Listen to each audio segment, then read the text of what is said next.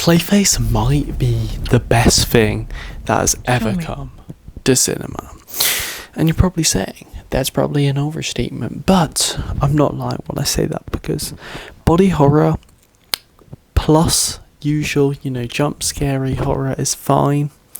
But why don't they just do that in usual cinema? Why is Clayface different and fully encapsulates horror into the DCU? That, in a way, if you think about it, has never been done before, executed properly. So, the main character is Matt Bomer.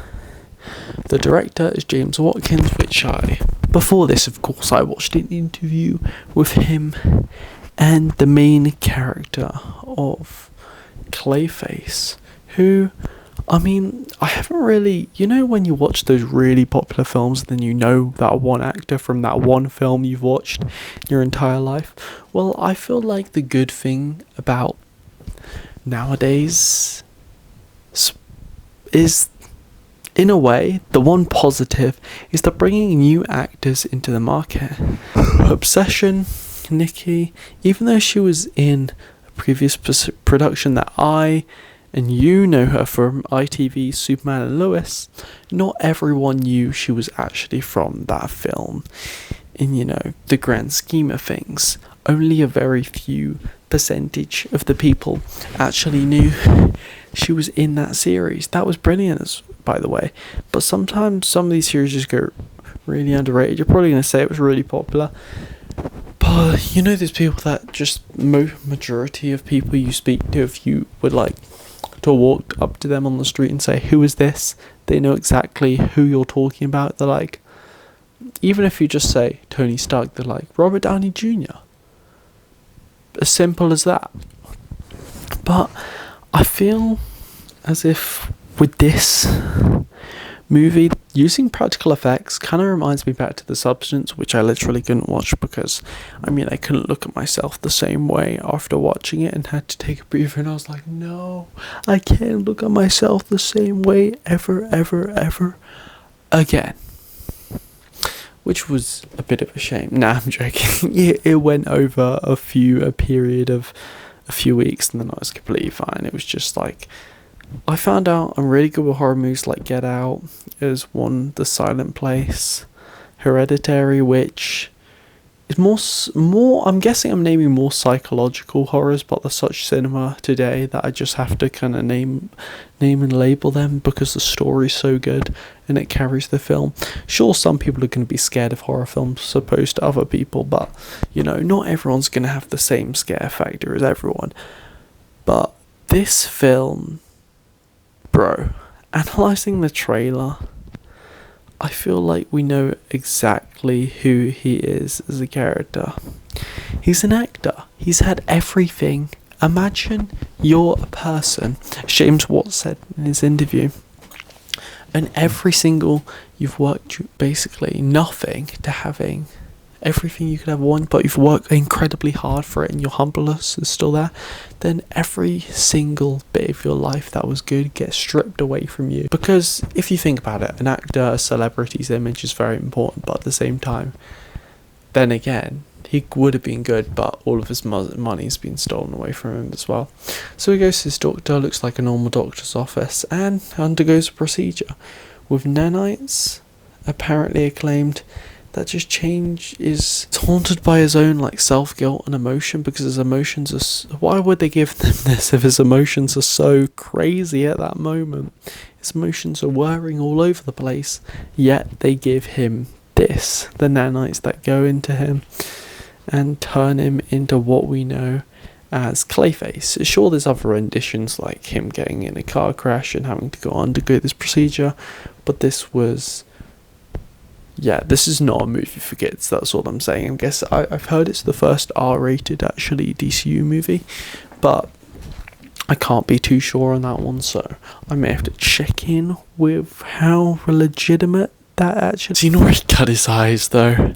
Actually gave me goosebumps and was terrifying. So I just know I'm going to be in for a few nightmares and an actual treat. I don't know what it was about them innovating in the 2000s and everything, and now coming back to their roots of actually doing horror movies that are scary. I mean, you could say some horror movies are scary, but you mainly just, if it's a horror movie, just see psychological horror in the grand scheme of things. But, you know, you want it to be scary for everyone. Those horror nerds who've been watching horror for years are kind of desensitized, which sounds, as bad as it sounds, we're not actually desensitized. It's just the horror is getting kind of stale. This is why we need movies like this to be... Basically, let me clarify. You know how every roller coaster is different in a theme park? One's got a different taste, one's got a different ride, they've all got different levels, some are really extreme, some are normal. You go to different theme parks to get on a crazy roller coaster if you want the maximum fear factor. Why can't we just go to that selection on actual movies? I guess you go to the 2000s, but then again, if you think about the grand scheme of things, what are the scariest movies? The ones that relate to us as humans? Substance, Clayface, Us, something that could actually happen to us, and we don't want to fantasize about it, but you never know what people are capable of. I don't even want to think about Clayface, bro. Ooh. But they're all relating to us and something happening to us as humans, so it makes us more scared, as opposed to just creatures we don't really have a semblance or emotion towards. But mixing body horror and horror in the same film is brilliant. That's why The Thing was so good. Even though it's not as scary as it used to be, watching it back, of course, obviously, it's still a landmark in filmmaking because of the stop motion effect of body horror. Everything supposedly seems good. When he takes these nanites, his face is fine. Yeah, completely fine. It's like a plastic procedure where he's been moulded by clay. Everyone would think after this movie, oh, this is the future. But I see the dark side. Nanites and this for plastic surgery. If they get enough refinement, sure, it could be the future, but I ain't trusting any of it. And this is why I hope this film teaches us we shouldn't care about looks as much, and we should age more gracefully. You know, just age as life treats us. Because if you're healthy and develop good habits, then you'll age perfectly normally. Usually you see people like Brad Pitt and everything. I know he's the best, you know, he can get the best carers in the world, but at the same time, he's aged naturally, you know.